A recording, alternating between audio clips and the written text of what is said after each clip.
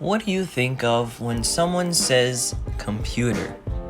A laptop, an all-in-one, or the actual tower? There are 6 main parts in a computer: the CPU, the GPU, the motherboard, the power supply, the RAM, the storage, and the case. Well, what I'm going to show you is how to build a desktop PC. Let's start with the motherboard. The motherboard is what connects all the components together. Now let's put as much critical components onto the motherboard before we put it into the case. So, let's start with the CPU. For this example, we are using an LGA 775 socket. Push down and out on the metal latch, then push it back.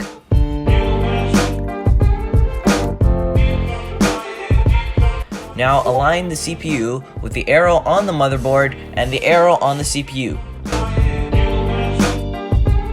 Gently lower the CPU into the socket. Apply no pressure. Once it's seated into the socket, put back the socket cover and push down on the latch. This will require some force, so don't be worried. Now let's install the RAM, or random access memory. For this example, we are using DDR2 RAM.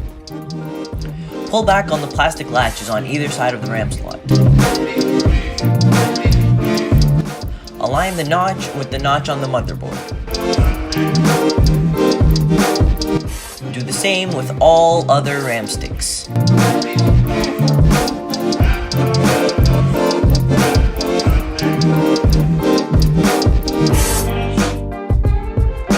Now it's time to install the CPU cooler.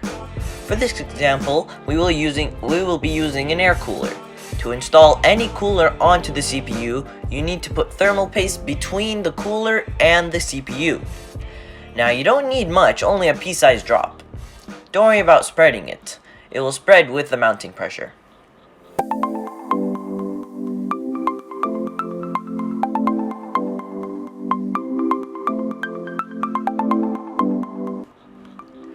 Now let's move on to the case.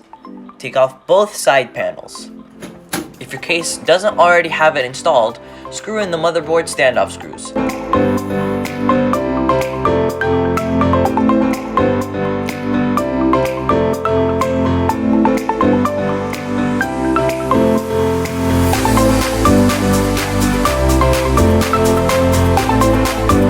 Before you install the motherboard into the case, you have to put the I/O shield in. Now align the side that goes out with the case and press firmly on all sides.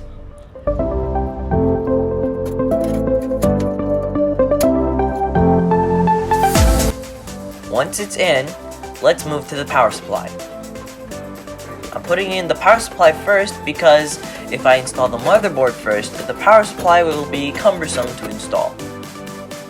Now we can lower the motherboard into the case, making sure to match the I/O with the I/O shield and the screw holes with the standoffs.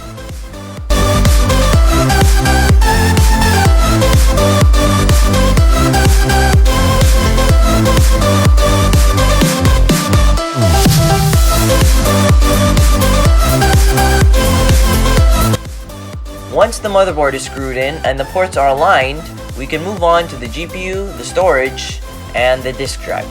On the case, take out the metal shields according to how much slots your graphics card takes.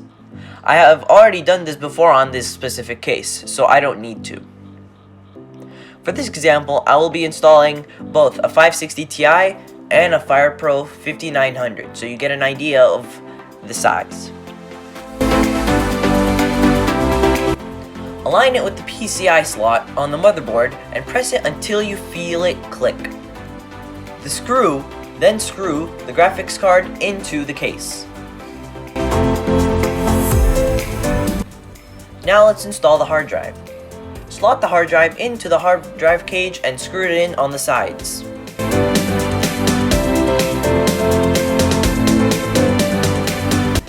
Now do the same for the disk drive. Now it's time for everyone's favorite part, wiring! But it actually isn't that fun, and I cut my finger 3 times that you'll see at the end of the video. First, connect the large 24-pin connector from the power supply to the motherboard. Then connect the 4-pin power for the CPU.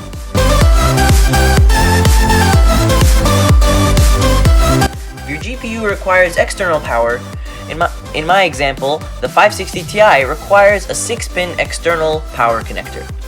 We can finally do some cable management. While this case has little room for cable management, it's doable.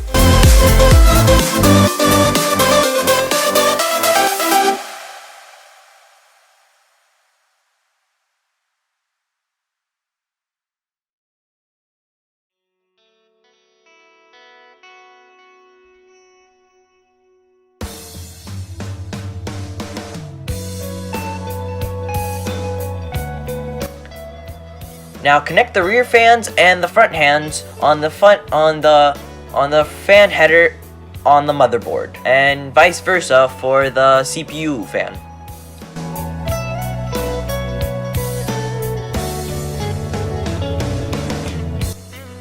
Now grab the SATA cables and plug them into the hard drive and the disk drive. Keep in mind, it only goes in one way.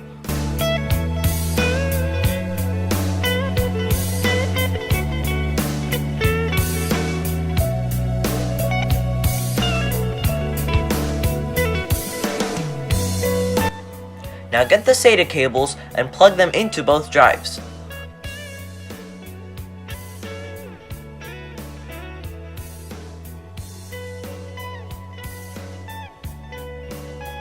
Once it's done, we need to connect the front panel I/O.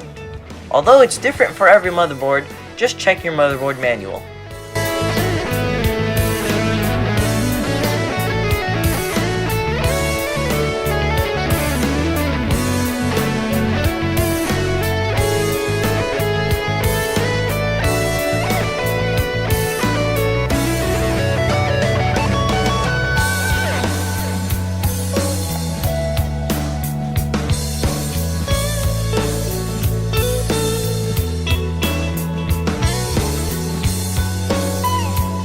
Once all that's done and ready, plug in a mouse, keyboard, monitor, turn on the switch on the back of the power supply, and press the button and hope for the best. And that's it!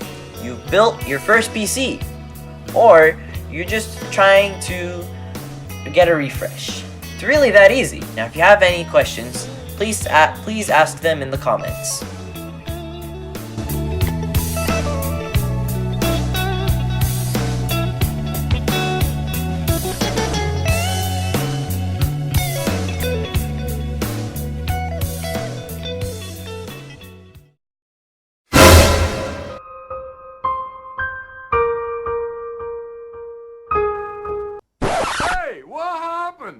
No, no, no, no, no, no, no,